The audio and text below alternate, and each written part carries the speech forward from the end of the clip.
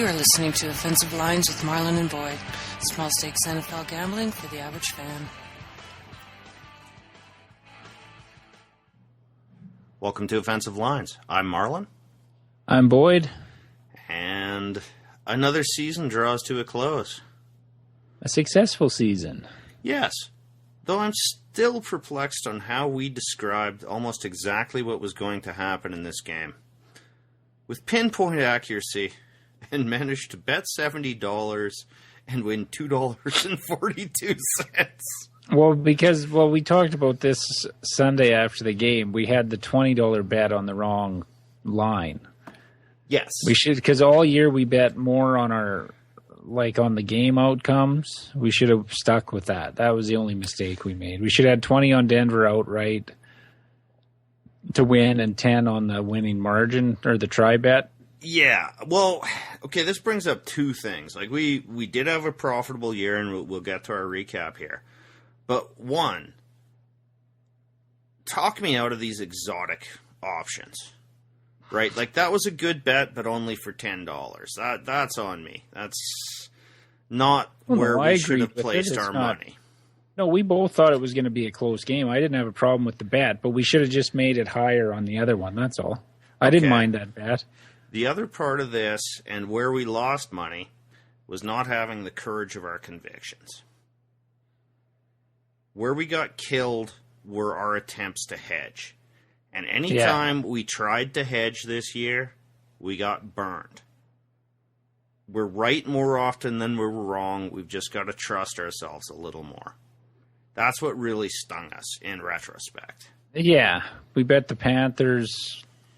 1-6? We basically had the Panthers 1-12. We had the Broncos 7-12, which wasn't a bad halftime bet. Oh, that without fucking that penalty. Fucking fumble. No, the penalty. Oh yeah. We needed the field goal. Needed the field goal. That penalty on fucking Josh Norman covering a tight end that hasn't seen the fucking field all year is. I was just like, fuck. There goes that. Well, then we had the 2-point conversion. Oh, no. Yeah, the 2-point conversion was where the tight end made the catch that hadn't seen the field. On that fucking penalty.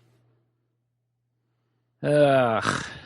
Yeah, that 2-point conversion killed us. I mean, I had a $3 bet that there'd be a $2 bet that there'd be a 2-point attempt, not even made. So if that one had hit the ground, I would have been delighted. Then we would have hit that for plus $25.50 on a $5 bet we made at halftime. Denver 7-12. And if we were going to do that, we should have bought the next band too. Yeah. But again, this gets down to... But with 4 minutes left, the fucking score was 16-10. And Carolina had the ball. Oh, I know. It didn't seem that close of a game, but Carolina still had a shot to win it with 4 minutes left. Well, this is what Denver's been doing all year, and this is why we thought. I mean, that fumble was brutal. That cost us a bunch, but let's recap our bets here. So we had a try bet, which basically had either team winning by 5 paid us 2-1. That bet failed. We had $20 on that. That was our biggest hit. Yeah. We bet the Broncos for $10 to win outright. That cashed. So on our main game bets, we ended dead even. Our losing prop bets, and I think this makes my point, was we had Carolina 1-6, and I insisted on that because I was just dreading that 6-hole. Carolina winning by 6 would screw us every which way. We bet Carolina 1-6 at plus 400. That failed. We bet Carolina 7-12 as part of our original prop bets in case the game got out of hand. That failed. And then we bet Denver 7-12, which we just discussed. And that one was close. That one in a just world. Yeah, that one stings a little bit. In a just world. The penalty, 2-point conversion... And a fumble. I mean, it was a turnover inside the 10, a penalty, and then a 2-point conversion. A lot of things conspired to rob us of that bet. But they needed the points, and they wouldn't have got it had Carolina punted on that if Newton doesn't fumble on that third. So we needed the turnover. We just didn't need the penalty because Denver had no intention of trying to score again on offense. That None. is true, and they were hanging at the 6 hole, which screwed us there too. Yeah, so every way we lose the 1-5 bet. And the 7-12. We lose everything except Denver straight up there. Yeah. Yeah. So we needed the turnover. We didn't need Josh Norman to fucking mug the guy at the goal line. No. Now, our other prop bet that failed was we had Hillman over 11.5 carries. As you just pointed out before we started recording, Denver got to the same number of carries they always got to, but all year they'd been splitting them. This was all C.J. Anderson's show. Yeah, he was averaging 15? And the reason we took Hillman, because I looked up their splits for the last 2 playoff games, and it was 16 for Anderson, 15 for Hillman, and Hillman had a better price. And less carries he needed. Yep. But I think what killed us there was the first 4 Hillman carries, total lost yards. Yeah, he had 3. His longest carry was 3 yards, and he ended up with 5 carries for 0 yards. So that's what happened. Now, why they ran him right into the middle of the line every time, I don't know, because when he's been successful in the past, he's bouncing outside. But they ran everyone just straight into the middle of the line. I didn't see an outside carry for Anderson either. Even on his long run, which turned into nothing, that one was basically an off-tackle left that he just stretched out. Yeah. So that was a loser. Now for the good news. We had the first score field goal. We put 5 at plus 150. That drive, when it got to the 23, I was just saying, all right, stop him now. Make him take a field goal. Yeah, exactly my thoughts. Because they hadn't scored an opening drive touchdown fucking all year, and then they scored one against New England, and I thought, there's no fucking way it's happening now. No, and Denver's biggest problem all year has been red zone offense. I mean, why do you think Peyton Manning threw 1 TD at home all year?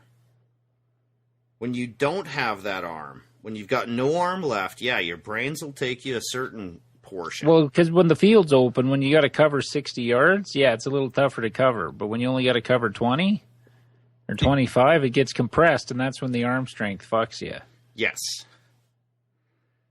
So, and that went kind of exactly as we wanted. I just thought, oh, now McManus, who's been great all year, is going to miss this. But no, so we cashed $12.50 there. See, but always in the back of my head on that drive, I was thinking, okay, I'll sacrifice the $5 to be right on this game. My main concern was being right on the game. Just to be right. Profit, no profit. I just wanted to be right on the game. And we'll get into that more later. Okay. Our next bet that cashed was we had the first TD on or after the 8-minute mark. And you kind of forgot about this one because I was texting you 24 seconds, right? Counting it down in my head. Yeah. And honestly, at home, I'm sitting there and I counted it down from about 16 seconds because it was in between plays. And when it went to 7:59, I jumped up and just went, jing, jing, jing, jing, jing. That's racist. Oh, you said ching. Oh, I was hearing something else. Sorry.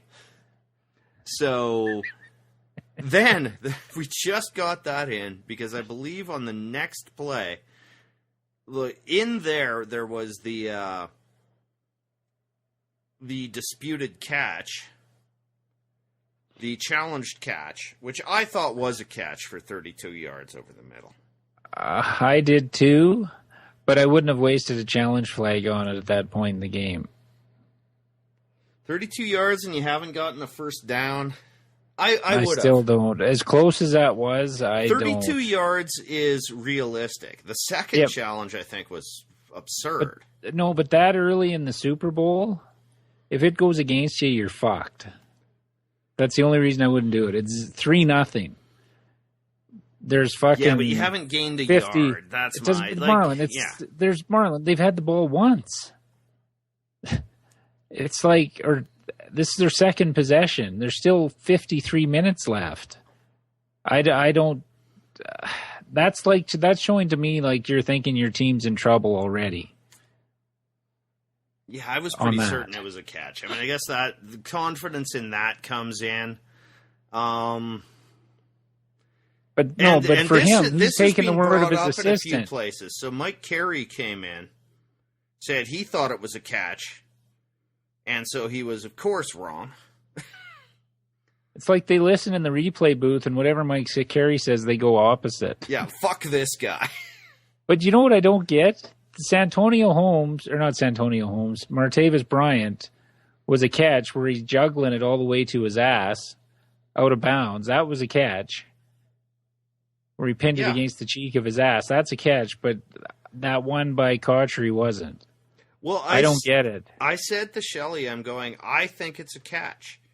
I have no doubt in my mind it's a catch. How they will rule it, I have no idea. And this is a big problem. That's what I said to Pat. I said, that's a fucking catch. When they showed the replay, because live, it's like, okay, they ruled it incomplete, okay.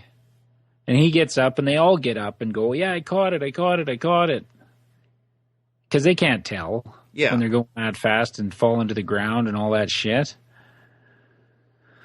So, okay, there's the challenge flag. All right, let's have another look. Oh, yeah, I said, fuck, that's a catch. Yeah. So. I thought it was a bad call. I thought it was a good challenge. When it's over 25 yards, I don't think a challenge is wrong. Yeah, but they're in the Super Bowl. Like game 3 of the regular season, throw it out. Super Bowl, there could be another 3 plays that are more important than that one. You're only down 3-0. Well, you've still got one left that you can play for importance, which he doesn't do, which we'll get to in a bit. But then 2 plays later, I believe, just after we'd cashed our bet, strip sack, touchdown. We came in just under the wire to win $9.54 on our $5 bets. And, of course, it had to be a defensive touchdown, which we talked about betting, but I still didn't think plus 165 was good enough for something that's very fluky. Well, yeah, I forgot about that one. Well, it was more, I was basing it as on the defense of Denver, yes, but as much on Ted Ginn or Luke Kuechly, because Manning's got a duck for an arm. Yeah. Or noodle. And the special teams. Though Denver is pretty good at special teams. Yeah, but they almost got a touchdown on special teams.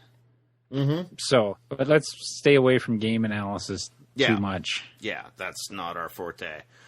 Our other winning bets. We had Demaryius Thomas under 68.5, which we thought was solid money, and it was.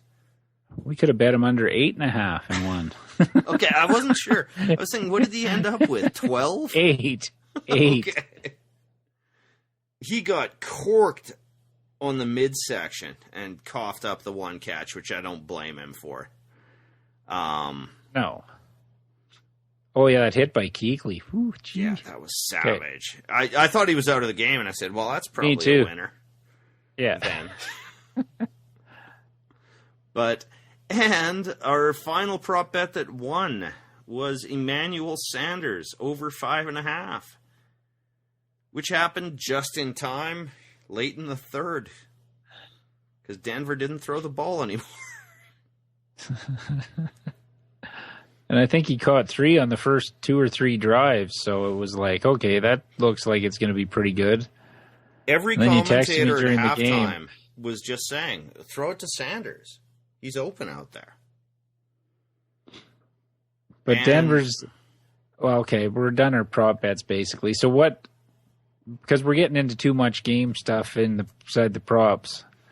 What did we end up with? I think you had a number... What we profited on $70 bet. $2.42. I didn't work out the percentage. Hey, a win's a win's a win, and if you gamble at all, you know how hard it is to fucking win. So It was our chase and hedge bets that killed us. lesson learned for next year, whatever team we decide on, that's what we're betting on. Yeah, win or lose by the courage of our convictions. Yeah. That's all I'm saying. I agree. And it's me But who's always with you trying on to the- hedge cleverly. I don't know where No, I the get try so bet- risk averse that I No, the want one- to hedge this shit. The one we took, the 1 to 6, because I should have stuck with my conviction there. Because I texted you. You texted me, let's take Carolina 1 to 6 winning margin. I had a dream that it lands on a 6-point number. And I'm like, I texted you back to quote you, fuck that. Yes. Because You that's were what you right, did to and me I was fine Thanksgiving with that. Day. And then I thought, okay, well, then I'd feel awful if it fucking Carolina won by 6. And I told you to go fuck yourself, basically. You should have just stuck with it. It only saved us would have saved us $5. It wasn't like it was The Denver 7 to 12. Like, you texted me at halftime to see if we wanted to bet anything, and I sent that back because it was paying plus 550. That was a good bet that didn't come through. all we needed was a field goal at the end, and we were A to field cash goal that or one. that missed 2-point conversion. Yeah. Like, what is the success rate of 2-point conversions? Because it seems to me like every time I see one, it's good. It's like 40%. Yeah, but why is it... like, visually, it seems like they always make it. But, yeah. So if they miss that 2-point conversion, we're solid there. Yeah. For $25.50, and I bet that myself too, 7 to 12. Bastard.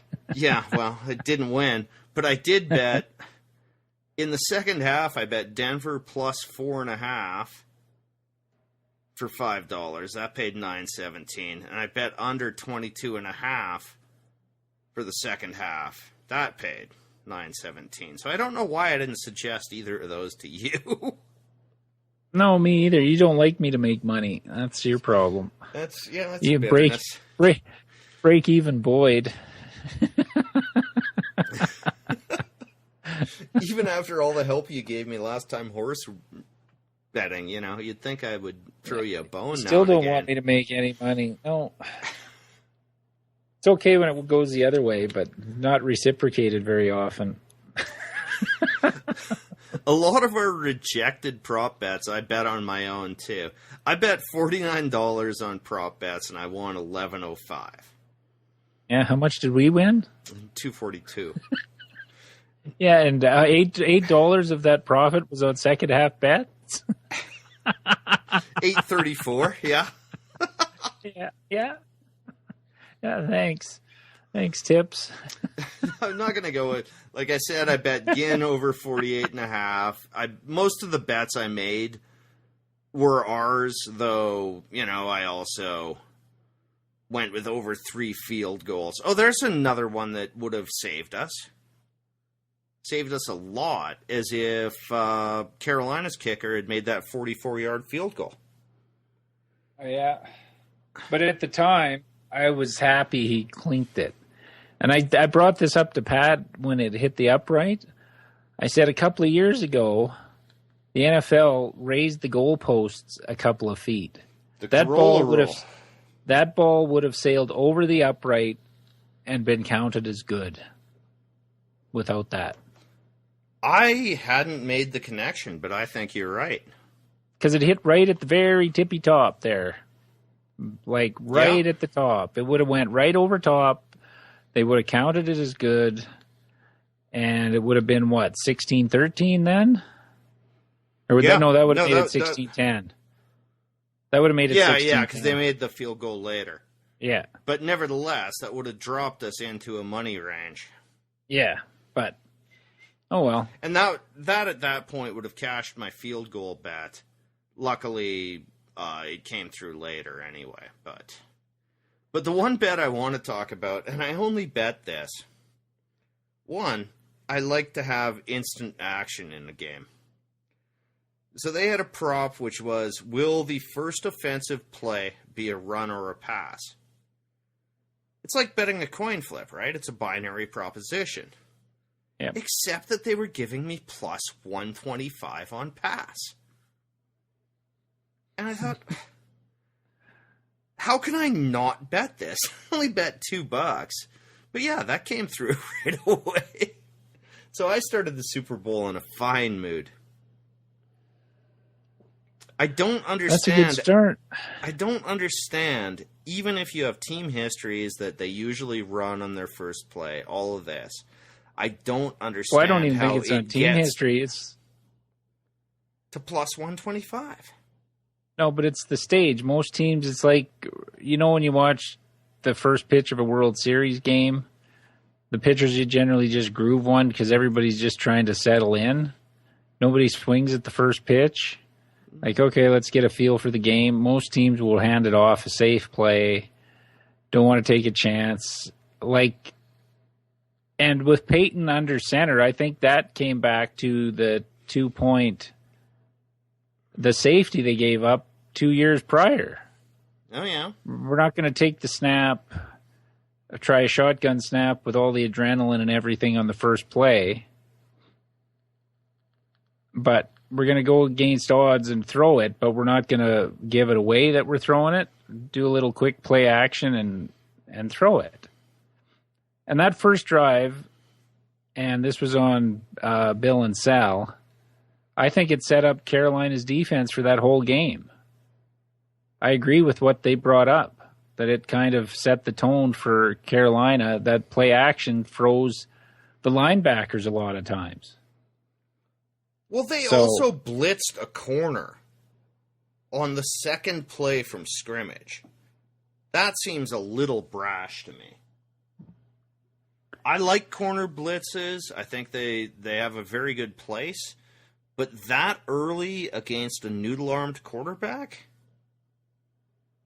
Like, that was the Emmanuel Sanders 13-yarder hit on the outside. The corner just blitzed. Yeah. That seems a little too aggressive for me. But but if everybody else in the world knew Peyton couldn't throw, why not? Carolina was going into that with that mindset. But and they must have read pure throw and just called the blitz thinking, yeah, he can't throw, but risky. And they stopped them for 3. That's not a tragedy, right? That first drive. But it did back them off a little. But it wasn't like Denver tried anything for the rest of the game. No, they had, 12 straight 3-and-outs or something like that, or 10? 12. There were 12. Which, by the way, CBS didn't tell me. CBS, trying to watch prop bets, I couldn't even see catches or carries or any graphics.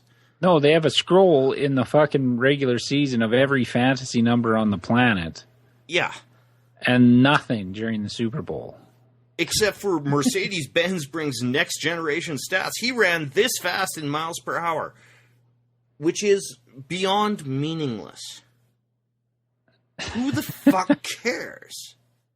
Yeah, it has literally no meaning. It's not next generation stats. But it's this is stupid and no one cares.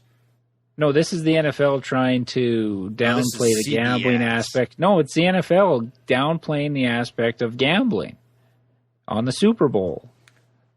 They like to walk that fine line in between gambling's bad. Yet they're in bed with like one of the daily fantasy fucking sites and all this. They signed a deal with some other European gambling website to supply statistics and all this shit. It's so shady what the NFL is doing. They're getting so far in bed with gambling. Well, now. They should be, but why don't they just get in bed? No, but Marlon, here's the problem. Why they shouldn't be. When you force Tony Romo to cancel a fantasy football event that he's being paid to host, and then you buy into FanDuel or one of the other ones, the conflict, then they shouldn't do it either. Oh, yeah. It's either got to be wide open or not at all. Well, and that's why I'm arguing for wide open. Like, I wasn't saying the NFL should control gambling, because that would mean they would want a 40% rake on every bet if they could find a way. But, it's still good living in Canada. Here's my gambling thing, though. All my silly bets make no difference to my life. Most people who watched that game probably thought it was pretty dull and ugly, and it certainly was ugly. I enjoyed the hell out of it because I had action on it. Yeah, it's that me simple. Too. Oh yeah, I had them typed out on my phone, our prop bets, on a notepad on my phone. I had our scrawled notes from, the prop show. I love doing the prop show, but it's really hard to organize. Yeah. But I managed to get what we actually had, so I had that. And then on my own gambling account, I had, live bets. One thing I wasn't happy with our gambling site about was usually you can cash out a bet for a reduced price. Yeah. Didn't let you do that for any Super Bowl bets. Well, not after the game started. The prop bets, no, you couldn't. Not even the prop bets. I had spread bets. Nothing. And it would say cash out for $3.85 on a $5 bet. And I'm going, hell yeah. And I hit it, and it would go to process, and it would just say no. Which is fine. That's the way the world always used to be, right? Yeah. But don't offer it. Don't make it look like I can do it. Just take those off the list of cash out possibilities.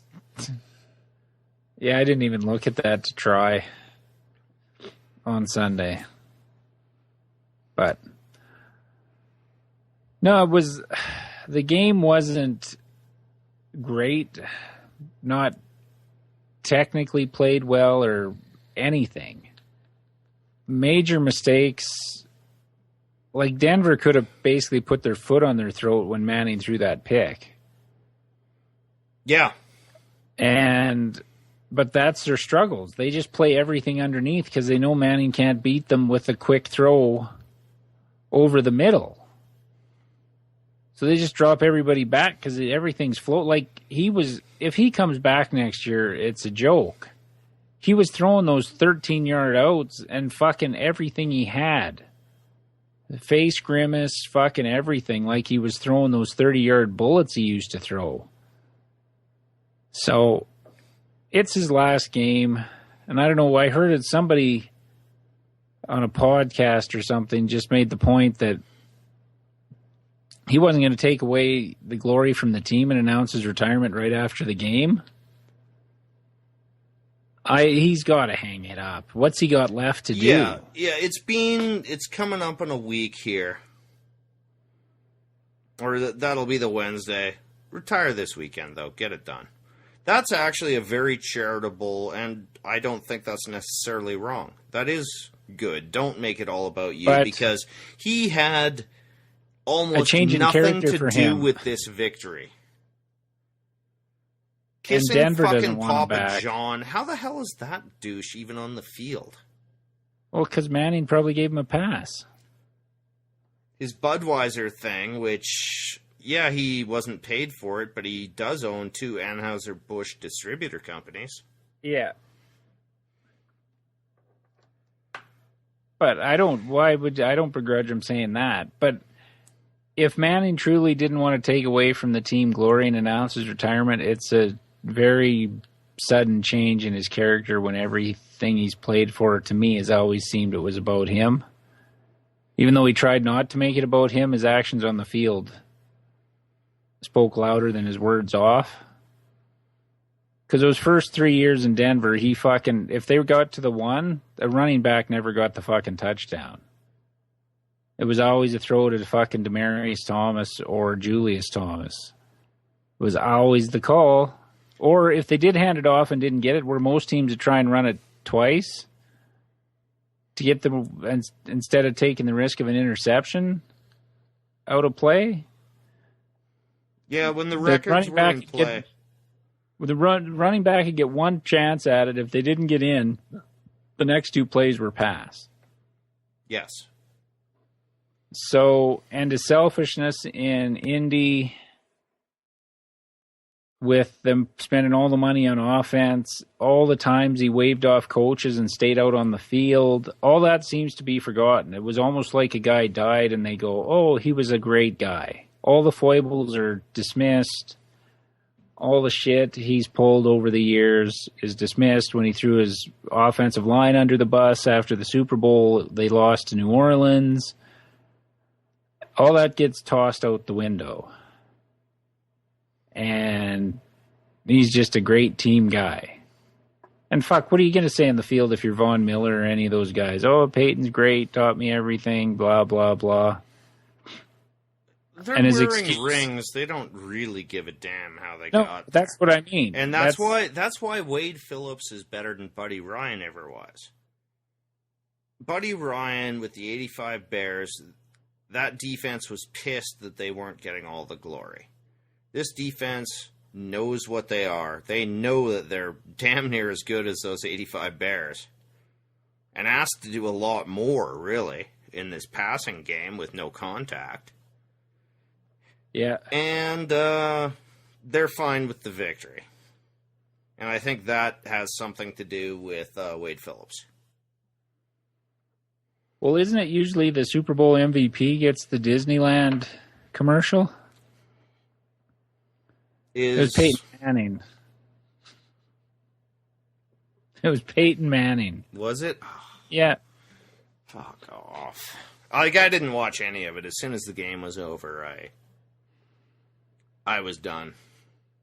And you'd think in this PC world and being Black History Month, they'd have given Von Miller that one. Who, by the way, absolutely motherfucking deserved the MVP. Oh, yeah. After the second strip sack, I was like, yeah, it's his.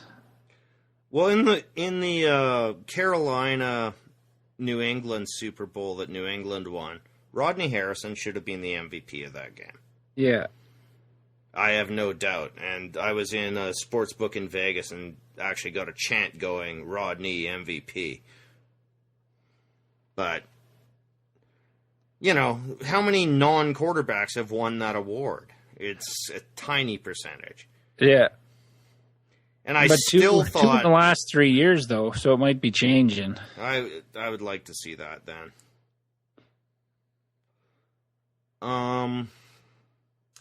So you said you had a theory about why Carolina looked like they did, and it had nothing to do with Denver.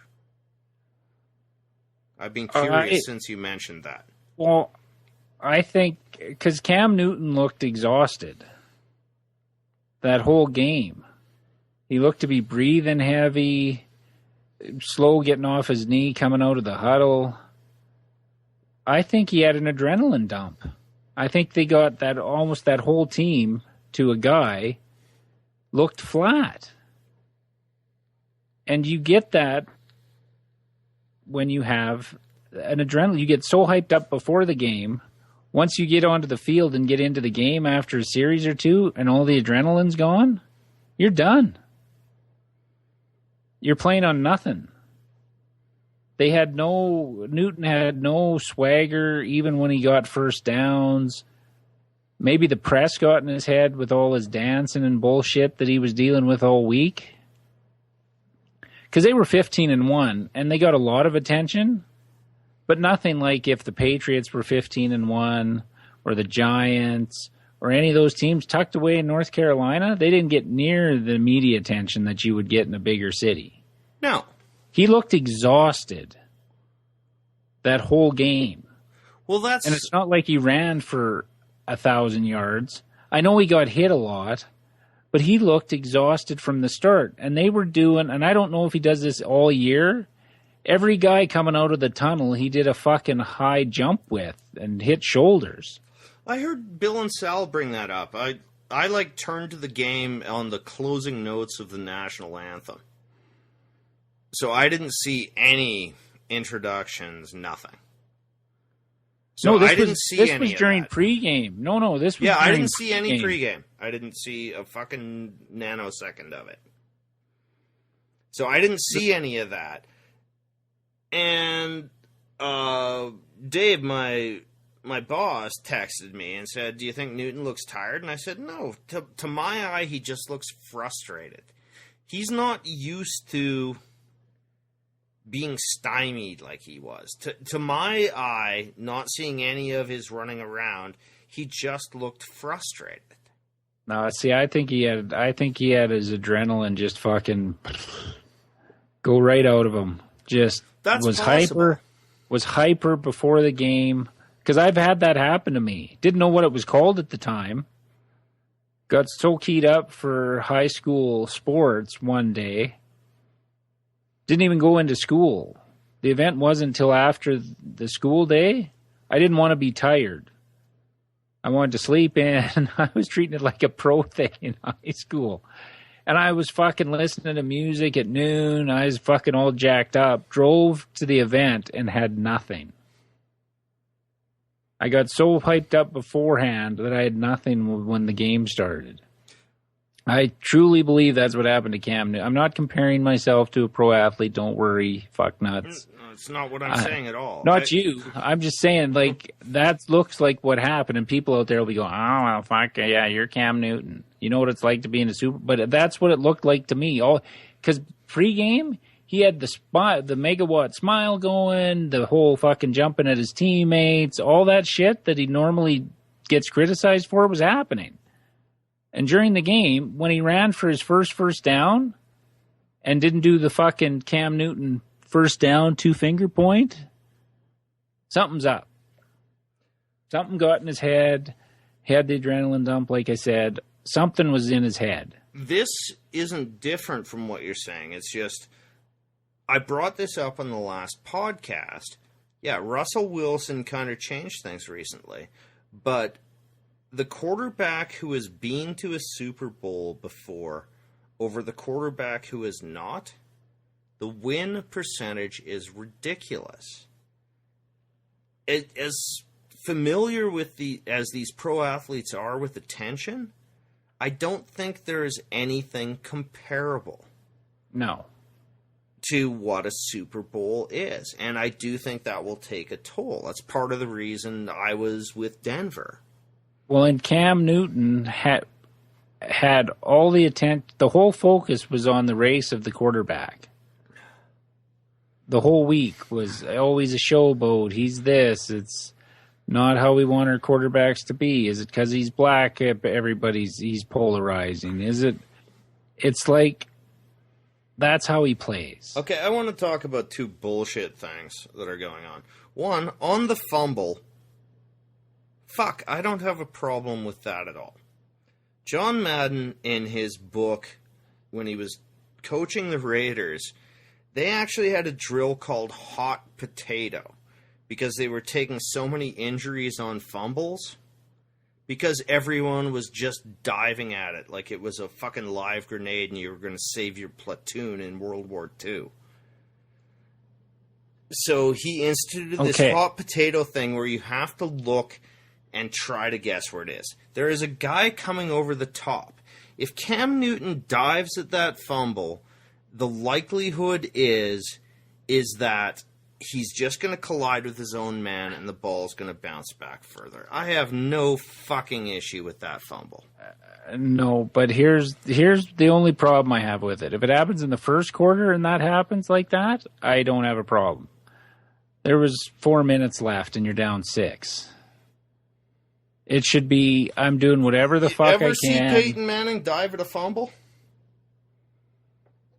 Well, I would hope that my quarterback with 4 minutes left after he fumbles would try and do whatever he could. I also think with the guy coming over the top in the vision, I mean, this is a million No, that things, crossed my mind too, Marlon. Honestly, it did. But it's just a bad look. When you take a half a step in and you step back and do nothing. It looks bad, but do you have an issue with it? Like, I don't. I personally think he's probably better if the ball squirts out trying to get on it later. No, I'm not disagreeing with that fact, but it just showed lack of effort and lack of, it just ties into the whole thing from before where he looked out of sync. Yeah. This was from the start. Tiny, but I really don't see it, and I just kept thinking back to that Madden hot potato rule. No, I'm not disagreeing with you can get, but there's 4 minutes left. The injury factor goes out the window at that point. No, it's not so much the injury factor, but the ball was going, and the guy was coming over the top. He has a clean shot at it. Why block your own player out? DeMarcus Ware had his hand on the ball and was being tackled by a Carolina offensive lineman. That's where the ball was at. Ware had his hand on the ball.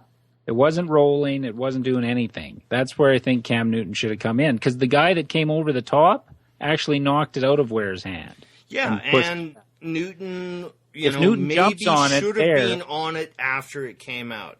In terms of just diving at it, I think that's just foolish, and I think that criticism is unwarranted. That's all I'll say. Now, every other player on the field goes for that ball. Yeah, but I think it's foolish. You just watch these fumbles squirt around. Marlon, it's like he thought about it. It's like, oh, no, I can't. Where natural instinct is when the ball's on the field, you don't go, oh, I'll wait and see. I'm going to try and judge where it's going to go. Yeah, okay. I mean, like it's we can go with a billion different directions here. I personally think that that's not an issue. It changes my opinion of Newton not at all. Well, it doesn't change my opinion of him, but I think he should have jumped on the ball. Okay, I'm not saying it makes him less of a quarterback. I'm just saying at that point, if I'm a teammate, I want your arm hanging from its socket to get the ball back. Yeah, but Brady doesn't do it. Peyton doesn't do. Quarterbacks. At that point, I would hope that either one of them would at that game situation. That's all. It's more in game situation for me than anything. Like I said, if it happened in the first quarter, I don't have any problem with it. But when you have the ball and you can win the Super Bowl, I want your fucking arm in a sling after the game from trying to get it. That's all. Okay, that's just a difference of opinion. Secondly, I don't care that he was sulky at the press conference. That's fine, except that if you're going to be brash and a braggart as a winner, you damn well better be prepared to accept. No, but here's what, sulky at the end. Yes, I agree totally with that. My problem was none of his teammates did it. And he's supposed to be the leader of the team. Oh, yeah. No, I think it's a terrible goddamn look. Like, if it was just in a vacuum, fine, you lost and you're pissed off. I'm fine with that. But you've bought your ticket to a game where you like to revel in your victory. The national attention was on Newton as much for celebrating as for how well he played this year. Yes, which, we could debate whether that's racist or not. I mean, I don't. You thought he took it to the extreme in the Tennessee game. The game. You did. He did. You went on the one touchdown, list. he did. Yes. Marlon, he celebrated that whole game. the touchdown he scored, he went too far. He did like 3 or 4 dances. I don't doubt it. I didn't watch that Tennessee game. It had nothing to do with Newton. It could have been fucking Ed quarterback. I didn't think it did, Boyd. Boyd, I'm not saying. I'm just saying that is the attention. Just making it clear. If people are just listening, didn't hear that one. Oh, okay. It had nothing to do with whoever the quarterback was. It became a national story. So I wouldn't even brought it up probably on the podcast, except it became a national story after that game. Nobody paid attention to his celebrating until that game. It wasn't even an issue. Yeah. And that game, it went because the players came over, the Titan players came over and tried to get at him. It's like, okay, you can do, like, most receivers don't do 4 dances after they scored. He did 3. Against 3 Tennessee, different dances. I might add, which... No, but 3 different dances. If he would have just done the dab, in the end, nobody would have given a fuck. You support celebration as much as anyone I know. Yeah, if you do your one thing... When you were pissed off, and I knew this wasn't because you're a Tennessee fan. That was not what your point was. It was, stop it already. Like, it's fine. You scored a touchdown. Be proud. Be excited. But what the hell are you continuing this for 3 minutes for? Yeah, it was elongated. That was my issue with it, more than any. And...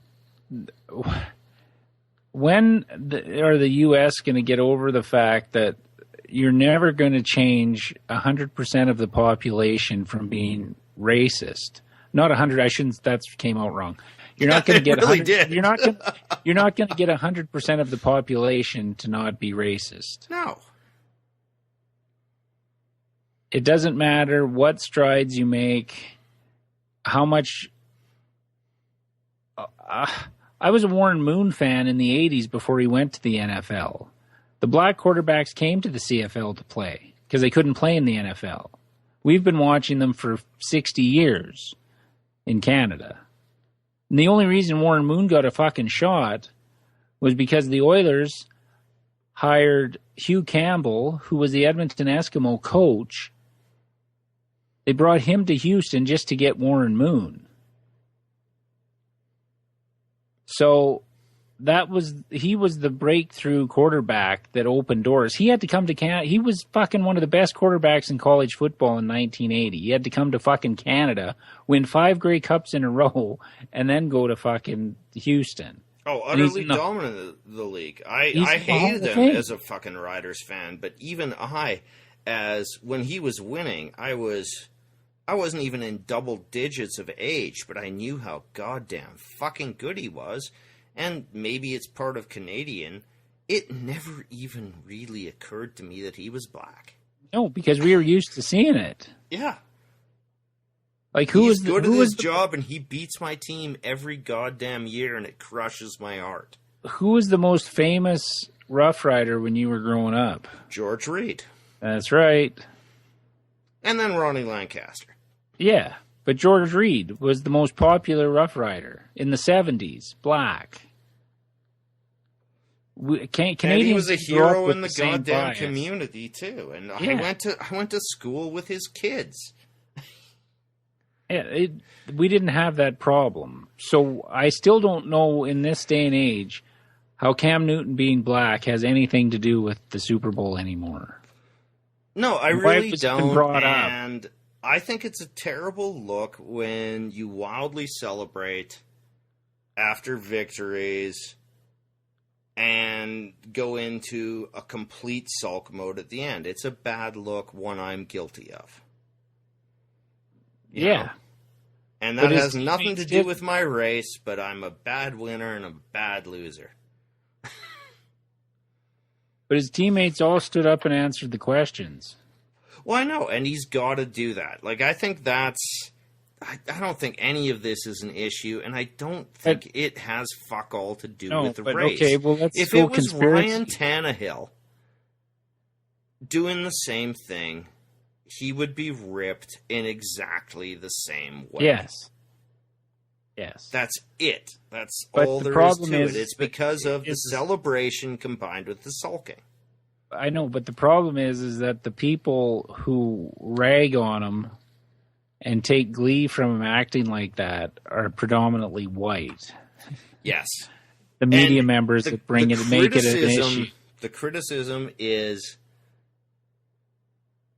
racist from a certain component. That component that, as you said, will never not be racist. But I put up a clip of Ryan Clark, former Steeler, who I can't believe made a good point. Go back, it was leading into the Super Bowl, and he talked about it. The Cam Newton thing wasn't a race issue, it was a culture issue. And I agreed with that more than anything, that most of the people don't understand the culture that Newton is from. Russell Wilson's more, he's not hip-hop. Cam Newton's a hip-hop quarterback. So what? It permeates our fucking life, hip-hop. I thought we were past all that shit, that was a bad look. All the dances he does comes from fucking rap songs. I don't care about the dances. I'm just saying if you're going to dance when you win, you got to own it when you lose. Oh, Marlon, I don't disagree with that. I'm just bringing up in the media, the white media, which are old white guys, don't understand it. The fans could give two fucks. The media has to bring up these stories because they got 24/7 to fill. Oh, yeah, and a big sports vacuum right now. So what are you going to talk about? We've talked more about Cam Newton than we have about the Broncos winning the Super Bowl. All the outlets have. But, back to the point about the fumble. He came out today and said that it was to avoid injury why he didn't jump in. Okay. Which I don't know why he'd admit that. I don't even mind that explanation. I have no problem with the fumble. When I saw it live, I see so many fucking shit piles in there. No one ever recovers it in there. And again, the John Madden quote just it makes perfect hammered sense in my head that he coached his players not to just dive willy-nilly at a fumble. He coached them. They had a drill. It was the hot potato drill. Okay, well, let's get a little conspiracy theory going here. All right. No, it involves Josh Norman and Cam Newton. The Josh Norman crying on the bench seemed self-serving to me. I didn't see that. Had his pads off. He's sitting in just his undershirt and pants. After the game's over, Broncos are celebrating. The camera goes over to him. He's crying. I have no problem with him crying. No. But you only do that on the bench, to me. If you want attention. If you want attention and how, this meant so much. Like, you know what I mean? It meant more to me than, and I think, and this is where the conspiracy theory comes in on Cam Newton. His press conference was calculated. It got taken the wrong way and blown out of proportion, but he went out calculate. I want to show how hurt I am losing this football game. I disagree. And then it gets, your theory's not bad, but I disagree. I think he's always been very upset by losing, which I don't mind, as I brought up. But it's a bad look combined with over-exaltation at victory. I don't think any of that was faked. I think what a big mistake was, you saw the video on Deadspin, where they had a cloth barrier, and they had the audio he was hearing of Chris Harris just going, you didn't see him dancing today, did you? So the NFL can't get 2 rooms for media relations? Do they want a fist fight like a WWE weigh-in? Why the fuck do you have both teams in the same media room? I don't know. Well, I think it's because there's too many media members at the Super Bowl. No, but that's the only thing I can think of. It still No, makes but no goddamn sense to me, because that seems like one team is crushed, one team is exultant. Do you want a brawl on TV? Yeah, let's put them in the same room with a cloth barrier. Well, I don't know That'll how you stop do them. it though, because you're not getting anybody out of the fucking locker room, or they're drunk coming up if you wait too long. Yeah, but They're trying to get it over. There's so many media members rooms, there. 2 rooms. I've been in the bowels of the Saddle Dome here. This isn't even the same. There are 40 different rooms you could use to separate the teams and have media access. Yes, media will be restricted to covering one team or the other. Suck it. Well, they all have 27 guys there anyway. Yeah, suck it. Or just do a pool thing like they do at the Olympics. Whatever. Have Why one you camera have set up, them there? And I think that and everybody gets the same fucking clips. if you just got your ass beat down like he did,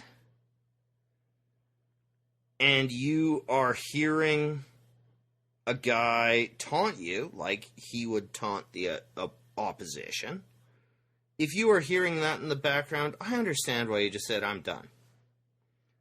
I think that's something that no one's brought up. Why the hell are they in the same room? With a cloth barrier. Again, are they trying to provoke a brawl? No, but Marlon, you can go over the years of every sport, of every losing team. The star player never comes out and acts like that, no matter what they've heard, how they were treated. It was a terrible look. And I mean, the simple fact is the Panthers are a damn good football team. I'm a huge fan of Cam Newton. You know that. I have been for a long time. I think he got much, much, much better this year. I think with a better receiving core, he has a chance to get better. But here's the thing. When you play the NFC South and the AFC South, you are not prepared for the Denver Broncos defense of this year. That point we brought up in last week's podcast is the point I'm most proud of. That we compared it to Seattle-Denver 2 years ago. Yep. That Denver hadn't seen a defense like Seattle. Carolina hadn't seen a defense like Denver's. And did not know this when we made the bet, but number one defenses are now 9-2 or 10-2 in Super Bowls. I believe this makes it 10 or 2. Yeah. So, and the other point we brought up, that Carolina's offensive line was getting all this credit when they brought fucking Michael Orr off the scrap heap from Tennessee. He played 1 year in Tennessee and they didn't want him, yet their offensive line in Carolina was this great thing. Well, we went through the schedule, and the only team with a credible defense, well, beyond Tennessee's actually, who can get after the passer a little bit, you were frankly the third best team on defense for pass rush that Carolina faced all year. Yeah. And Michael Orr was atrocious in that fucking game. So was the right tackle. He was better than the right tackle. No, they both gave up fucking 2.5 sacks. 2. Orr gave up 2, had a couple of false start penalties. Like, Carolina was a mess pre-snap. They had 60 yards in penalties pre-snap. I mean, to go way back, this reminded me of when the Raiders beat the fucking Skins. In the 80s, they just intimidated them from the opening whistle.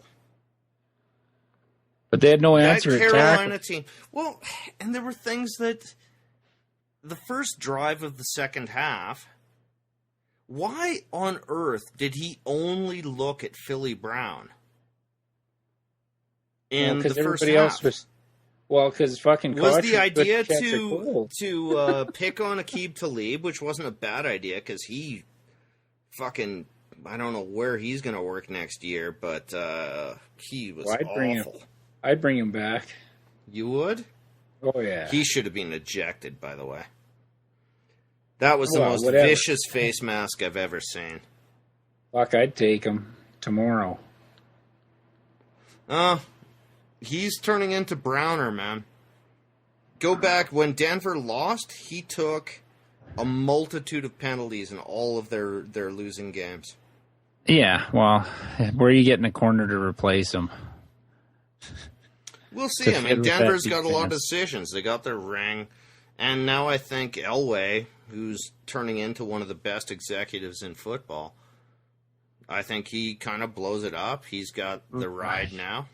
He's not blowing it up that much. That defense is staying intact. Yeah, but they got no quarterback, because even if Peyton wants to play, he's not playing in Denver. No, Osweiler will be the quarterback next year. Mm-hmm. You can decide whether he's any good, and then if you have a slightly worse record, you draft your quarterback after that. They won't. If that defense stays mostly intact, unless barring injury, they're top of that division again. With just Osweiler playing Peyton Matt 25 to 30 passes a game and run it 30 times? Yeah, we'll see. That defense. But I don't think their road to repeat, I think, is very difficult. Oh, it will be. But they're not going to look like a team that loses its starting quarterback. That just won because they didn't have a starting quarterback this year. No, but that... Oh, by the way, I looked this up. Manning was significantly worse on every level than Trent Dilfer. Almost universally regarded as the worst quarterback to win a Super Bowl. Oh, for sure. Yeah, no, I looked up the stats. It's not even close. No, Dilfer had like 240 yards passing. Dilfer had 153, a TD, and no picks. Manning had like 142, a pick, and no TDs. Yeah, this game had nothing to do with them. No. This was like Sylvester Stallone winning the Oscar this year for supporting actor because they didn't give it to him for Rocky. Yeah. This is like it made good. So Manning gets all the fucking publicity, even though it's the same thing as what happened with Elway. I work with a huge Broncos fan. A legitimate one, too, by the way. And that's what was pissing him off most about the coverage on Monday, was that somehow Peyton was in everything. He said he had nothing to do with it. No, the one drive, the first opening drive of the game, he got 60 yards on that one. He passed for 80 yards the last 53 minutes. Yep. All right, we should wrap this up. What? That means the season's over then. I know. I don't want to wrap it up. Oh, I will mention Titans cut Michael Griffin today. It was time, but he's been a Titan for 9 years, one of the mainstays of the defense. Yeah, it was kind of... You've been up and down on him. From really liking him to just saying it's time for him to go, I believe was 2 years ago. But it's still hard to see guys you've been watching for 9 years go. Oh, yeah. And by all accounts, he was a great teammate and great in the community. So... Hey, at least it's not like Rodney Harrison, where we'll, dump him in his prime. He'll sign with the Patriots, win a few Super Bowls, and become an icon. But just to compare safeties. Yeah. So, all right. If you want to check out our podcast, you can listen to it on iTunes or Stitcher for your Android device, on our website, offensivelines.ca. Follow us on Twitter at Offensive Lines for any updates to our blog posts or when a new podcast is available. Facebook.com/Offensive Lines. And if you want to send us an email, it's offensivelines@shaw.ca. I'm Boyd. I'm Marlon. And we'll be back in 2 weeks. I just love being fucking right when everybody went against us. But why didn't we make more money? Generous fucking gambler.